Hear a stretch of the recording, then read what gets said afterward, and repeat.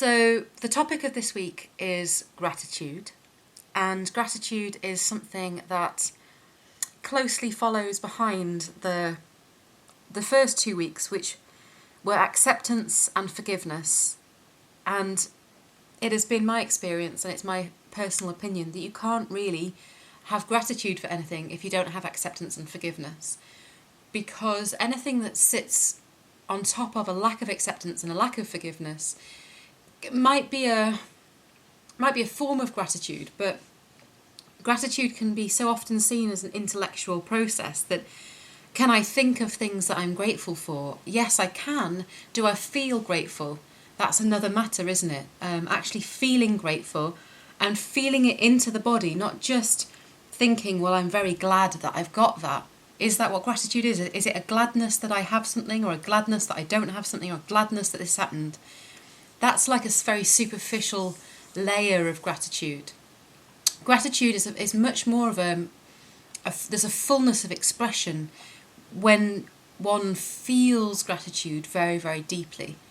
And it is also my opinion that practice of gratitude is something that deepens over a lifetime.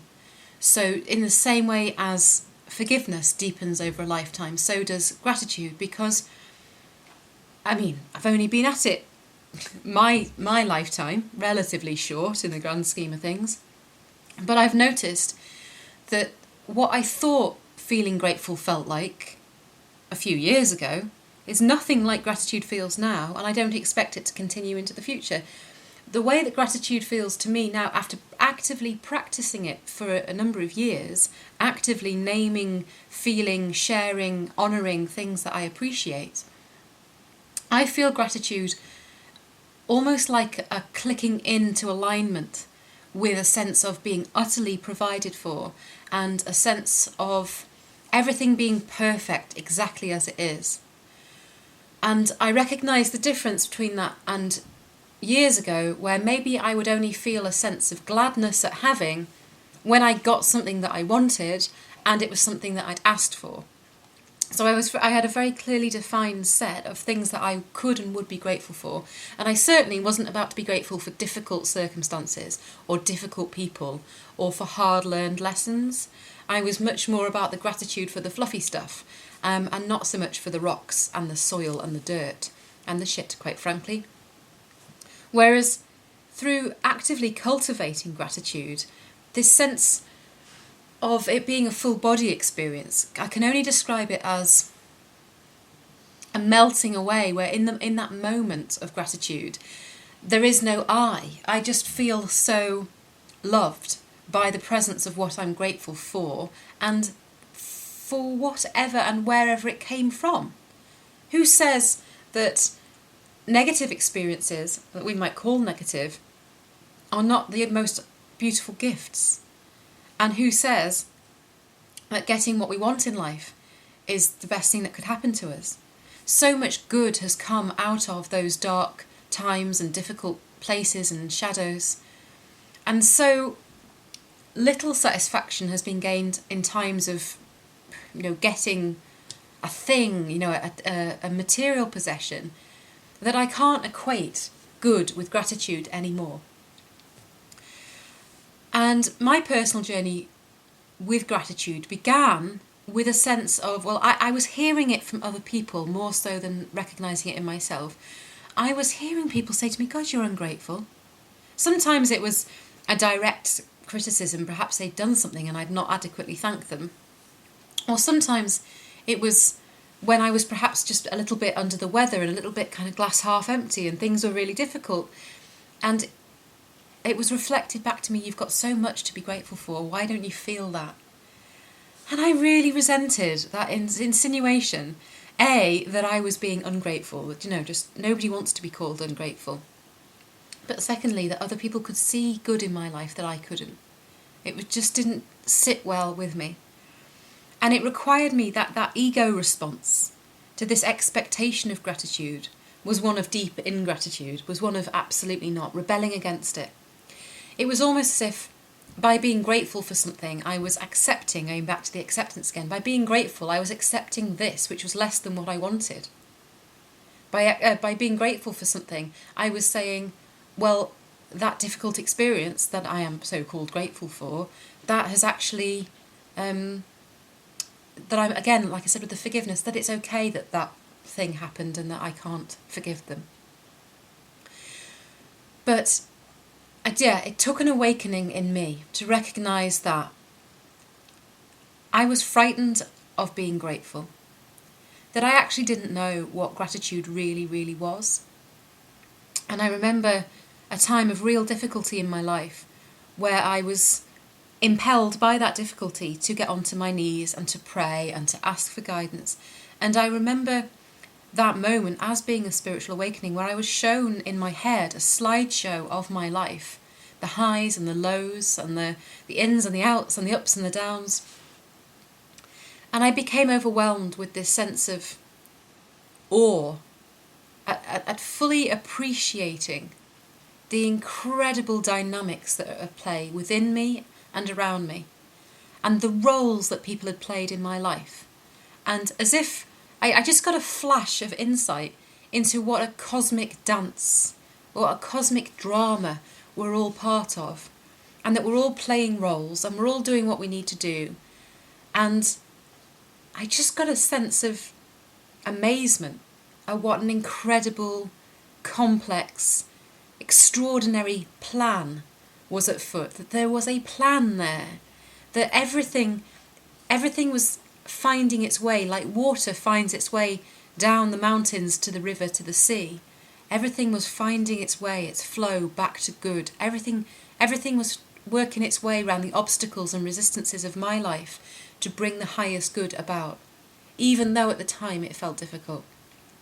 And that was a real awakening for me. In a flash, I felt that sense throughout my whole body, throughout my whole being. Everything was in alignment behind a deep appreciation of how perfect everything was.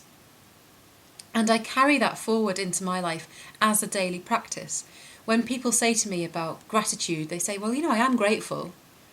Or people say thank you. I say thank you, and I don't always mean that I'm really grateful. Sometimes thank you is what we say out of politeness.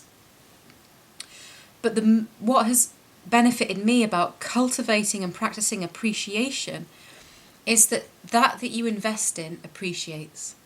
Where you put your energy appreciates. Where you recognise the good and you focus on the good, it appreciates.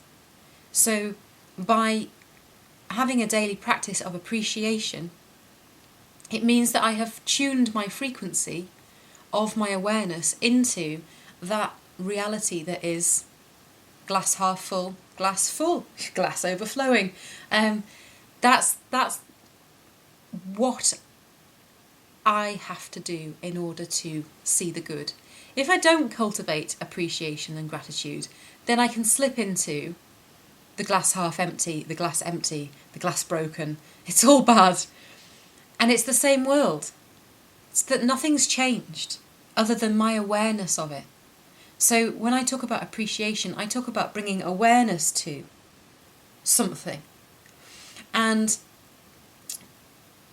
when I'm talking about finding the good in something, in my mind, though I have to obviously communicate this to other people, that good has always got a capital G. So in any given situation, the most trying situation, if I take a moment to just breathe, not get reactive and involved in it, and take a sit off and just look for the good with a capital G, I know that I'm tuning into God, or whatever you understand God to be. When I recognise that God is present in every given situation, then I stop being a victim of that situation and I become aware of how good it could be, that I can see the benefit to me. And if the good in that situation is that I can see a way out of a difficult situation, then thank God I'm going to take that path and I'm going to learn what I can from it. But sometimes a situation may be, at the time, feel very, very difficult, and there's no way out of it, and only by appreciating what's good in it have I found a way out of it, because otherwise it seemed like a cul-de-sac. So This practice of appreciation and a practice of gratitude is what has created a sense in my life of prosperity. And I've said this time and time again. I teach on prosperity and I teach on law of attraction, and I am not necessarily particularly rich, as in, got to watch my language, but I am not sitting on millions in the bank. But the quality of my life is one of complete and utter peace. I have days or moments where I fall out of that state, but the norm, my default setting now, is one of massive appreciation. Everywhere I look, I see something to be grateful for, and it feels so wonderful that I tend to just feel that the millions will come when the right time comes. But in the meantime, I'm not going to waste any time at all being ungrateful, because so much has been gained in my life. I have learnt so much from the journey that there's nothing about the journey that I'd wish away or say I'd do differently. Everything is inherently perfect, and every situation, even in its imperfections, is divinely perfect. It is created and is as it's meant to be. So for me, gratitude is not about the word thank you, although it's part of it. It's not just about seeing the good in a given situation. It's about aligning myself aligning myself with the frequency of the life that I wish to lead. And all of us are, whether we want to admit it or not, we are aligned to the frequency of our thoughts. Because our thoughts create our reality. So as the mind creates, as the human mind in its role as co-creator with the God of our understanding, as we think and bring into reality our visions, our dreams, our imaginary projects, as they pass through the filter of the mind, they come through the filter of the mind either tainted or enhanced by the quality of one's thoughts. And so an attitude of gratitude or an appreciative stance cleans the thoughts so that the mind is clear, and it transforms. It's an alchemical, it's a transformative process that turns difficulties into gold. It turns hard times into good times. It helps healing and it helps release. And it's intrinsically woven in with those are the two topics. I can't be grateful for something that I'm not accepting. The two go together. I can't be grateful for somebody that I've not forgiven. They're the same thing, but in different forms. They are divine principles and qualities in different forms, but they all amount to the same thing, which is alignment. It's congruence. It's that my thoughts, my words, and my actions are all in alignment. It's about integrity. And all of us will fall short of this as human beings, but it's a worthy aspiration. And it's a call, it's an invitation to a higher path that can be practiced by it's not for sages and saints and simply people who are defined as, in inverted commas, spiritual, because who are those people anyway? We're all spiritual beings. The more human and embodied our spiritual experience, the more real our experience and our time on this earth is. We are meant to be here having a human experience, which means we are meant to fall short of the mark, because by falling short of the mark, we learn, we grow, we expand, we try harder, we surrender more. So I'm bringing those threads together of the acceptance, the forgiveness, and the appreciation, the gratitude, as a toolkit for spiritual growth.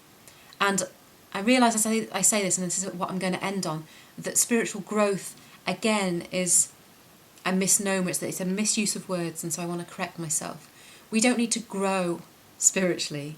We need to realise our spiritual nature.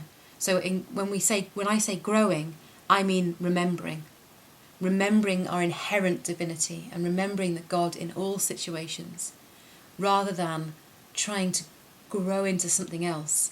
It's about releasing that doesn't serve us, letting go of any beliefs that limit us, and it's like polishing the tarnish off the mirror so that we can see ourselves for who we really are. And I'm going to leave it there. Thank you.